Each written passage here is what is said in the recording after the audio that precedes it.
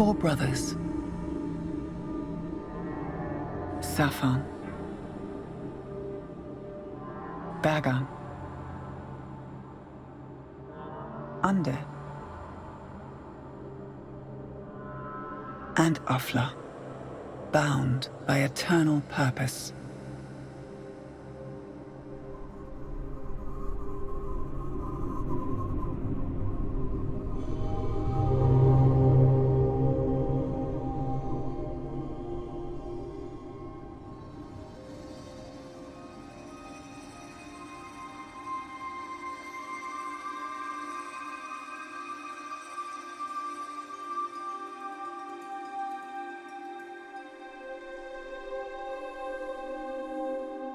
And a girl named Mo.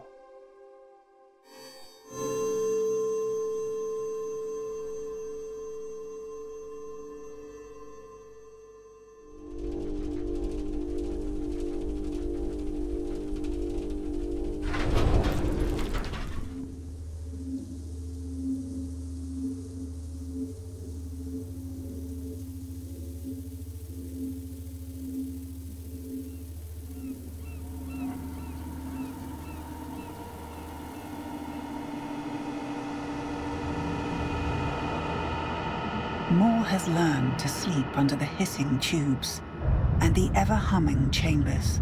The pumping cylinders give her comfort, the drumming of a job well done.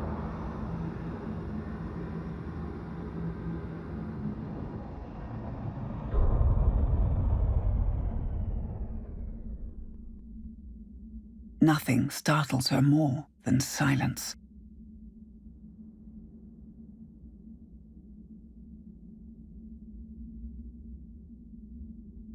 There is no rest for the apprentice.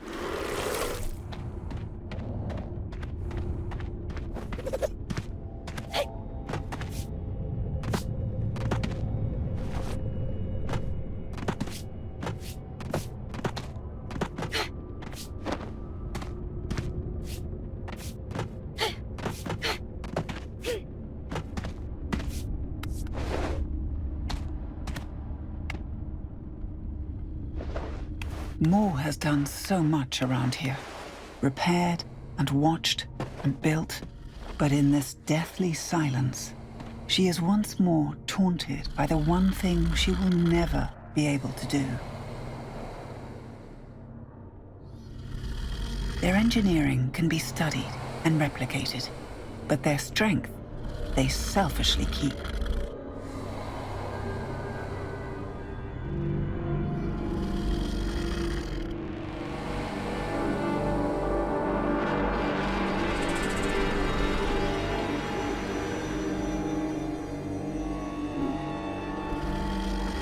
Despite all the wiring and the manufactured tubes, the engines are powered by physical force.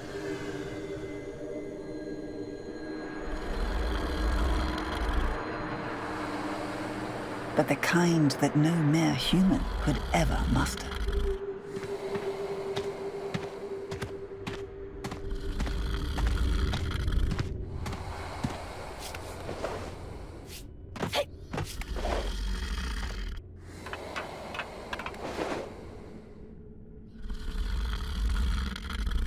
Safan. He was always the weakest of the four. He is struggling to breathe. Even Mo can taste the stale air in her mouth. It seems the ventilation system isn't working properly, but nothing does without the engine.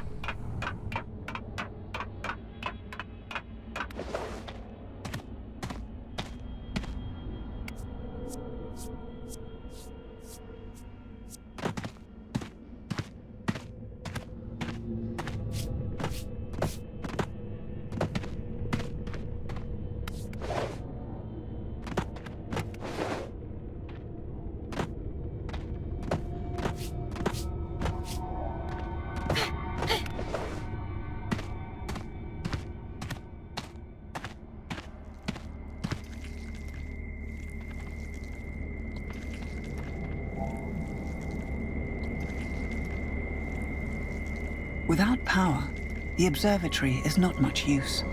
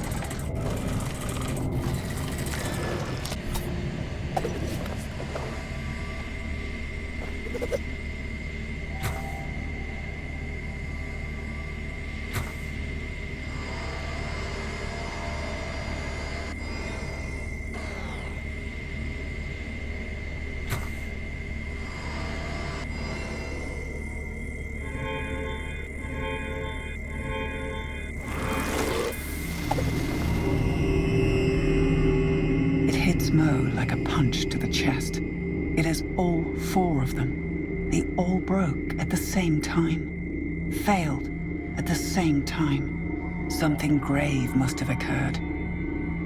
But what?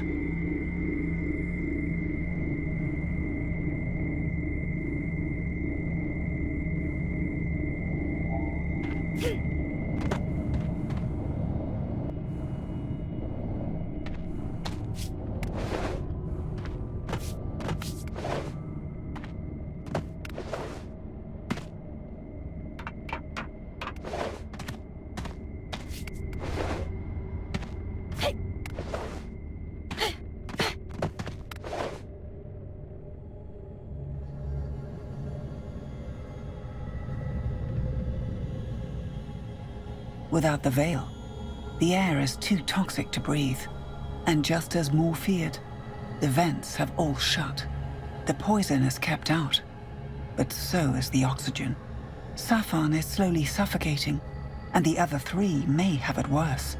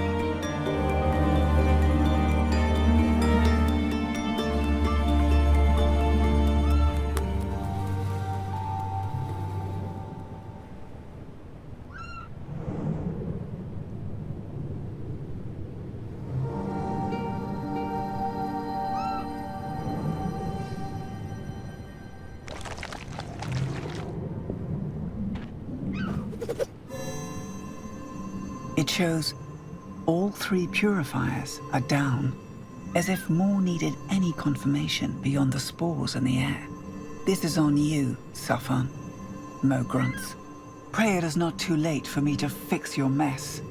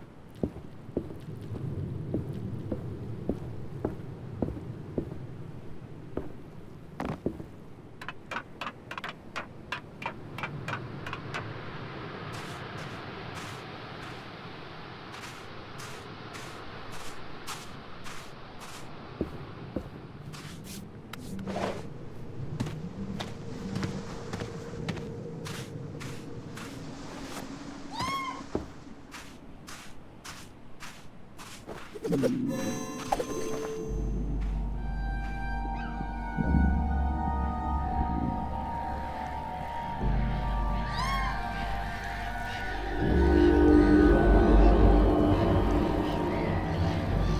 smell made it clear. It died a long time ago, and now the spores are taking hold of whatever remains. A better fate than the fungus eating you alive.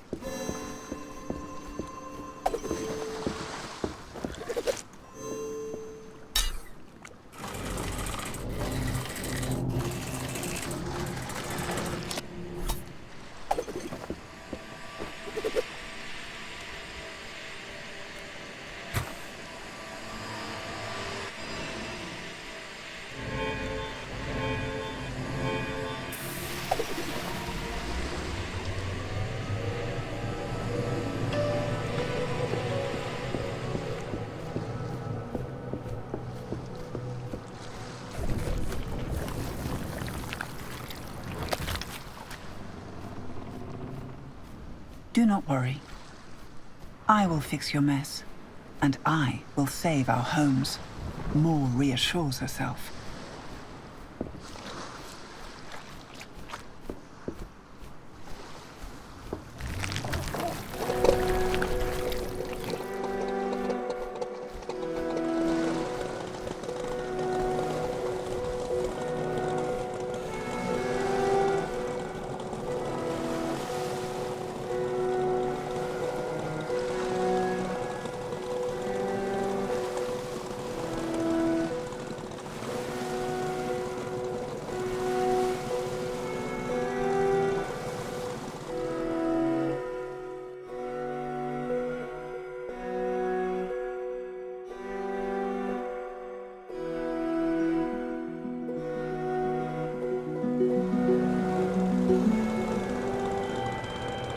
More shudders.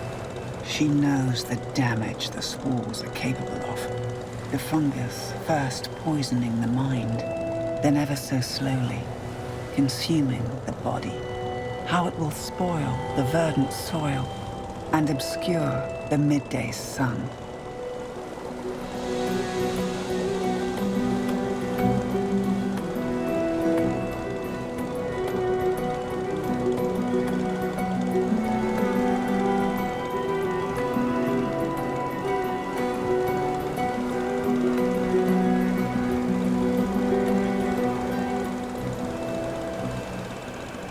despite all of its dangers, more frequently inhales the poison. An occupational hazard, she calls it. A sacrifice others weren't willing to make.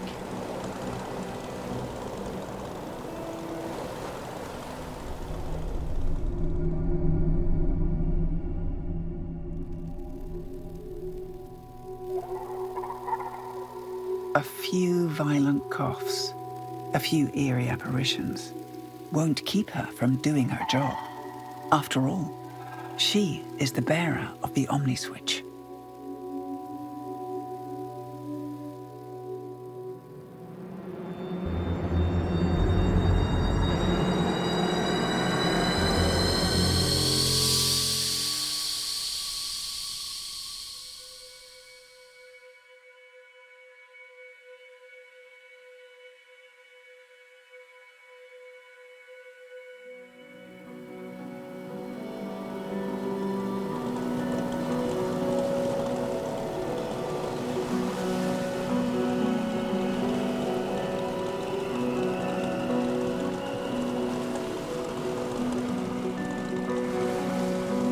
The island of Bever, once a bustling place, before the Great Exodus, now just a pile of broken things and abandoned ideas.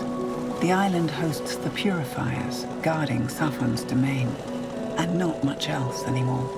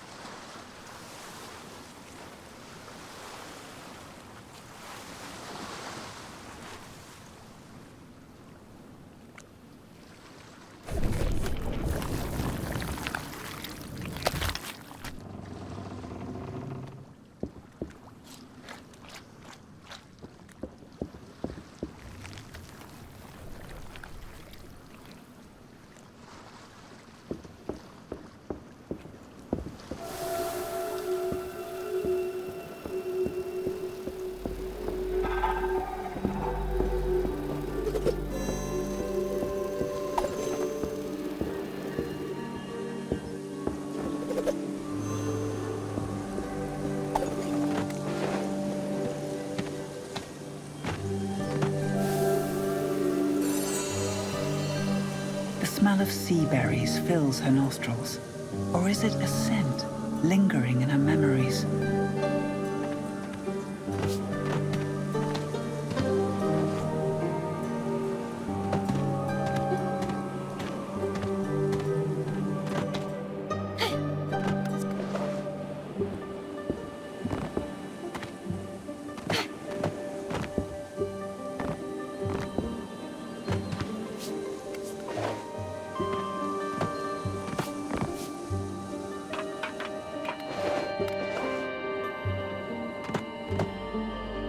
Her uncle's estate. He should be inside, with the windows shut and doors locked.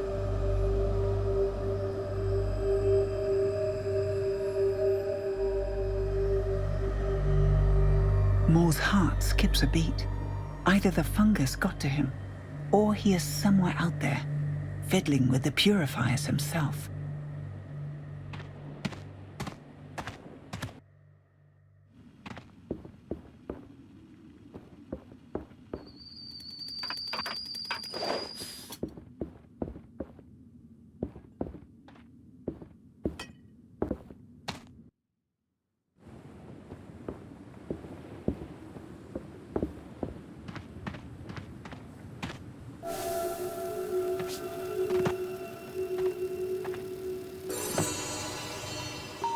Moore remembers every one of these masks, the people who once wore them, the lingering memories of people, in one way or another, now gone.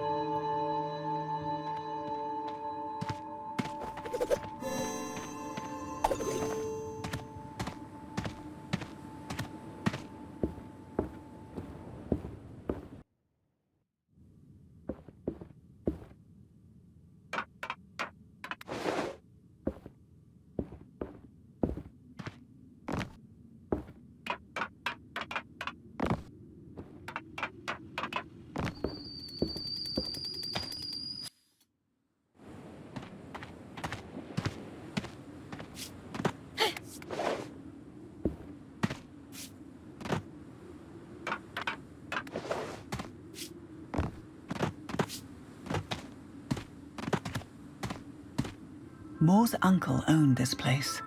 He still somehow does.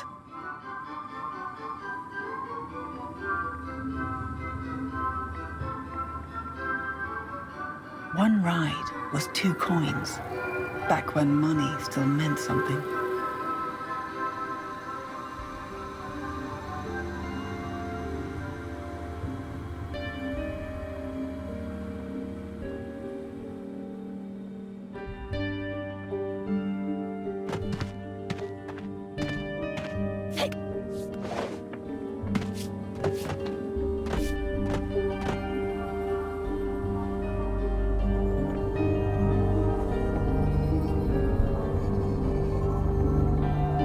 The machine looks intact. It is resting, waiting for a spark.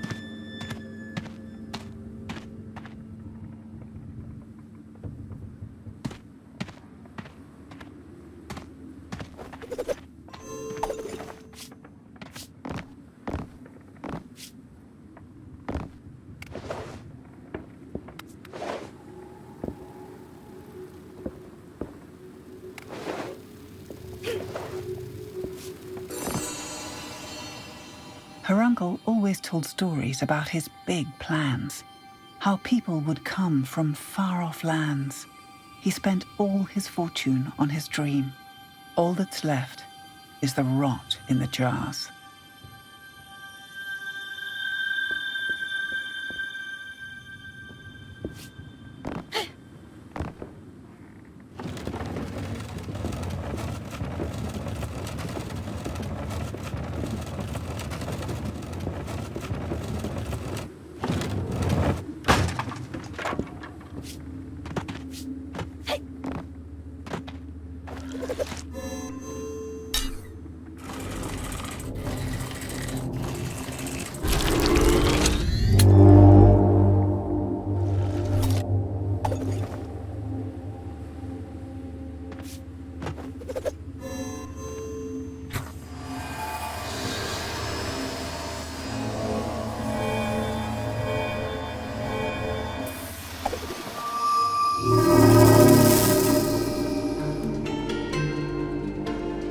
Dares to take a deep breath.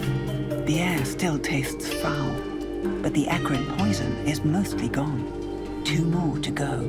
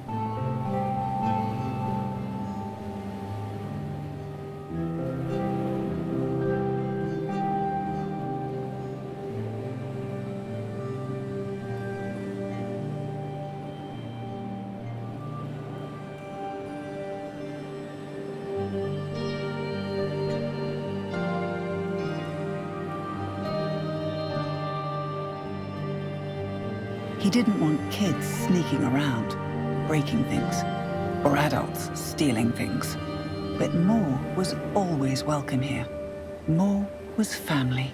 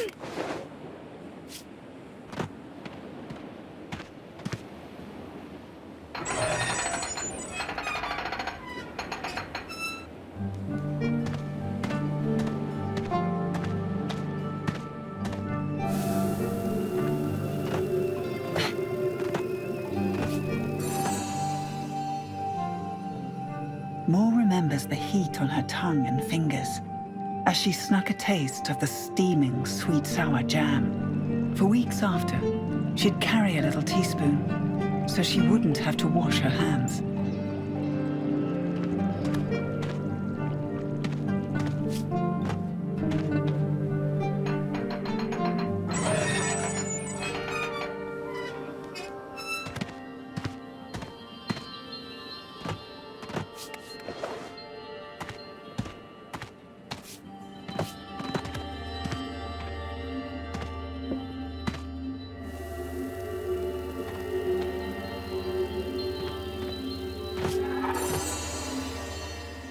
Moore remembers the first time she saw the farmer, singing a song as he lit a candle by this tree. She didn't understand what he meant until later, that things are only gone when they are forgotten.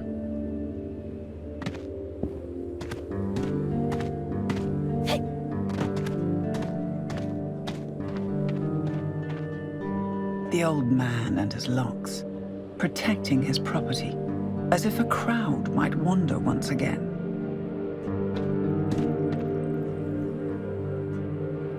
Moore takes in the sour scents of the fermented berries, deeply curious to know their taste.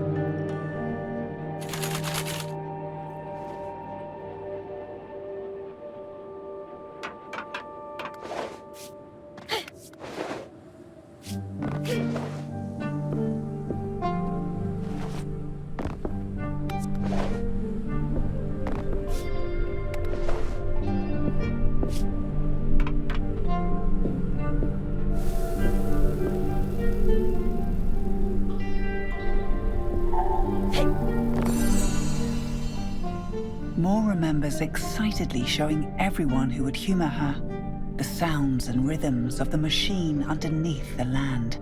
Her uncle always stayed the longest, watching her face light up the little dark holes inside.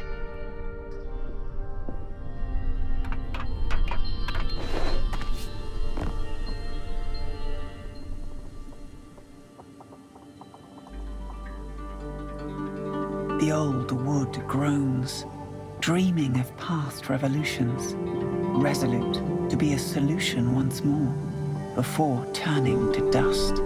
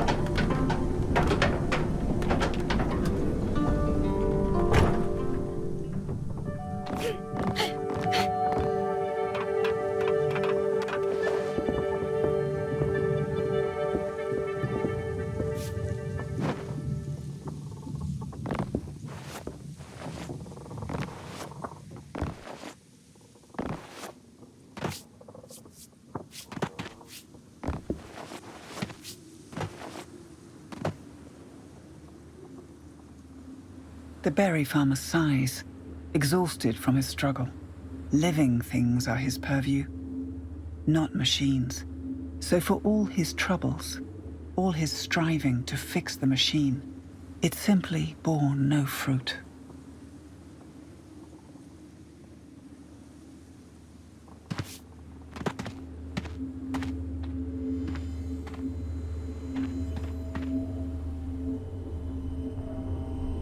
Moore frowns, her frustration growing. She warned him not to toy with the machines. Moore's uncle huffs, disappointed at his niece's rudeness.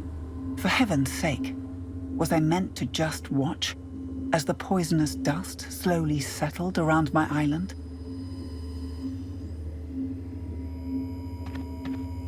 He was meant to stay inside and wait for her to be done. His heroics were simply unneeded.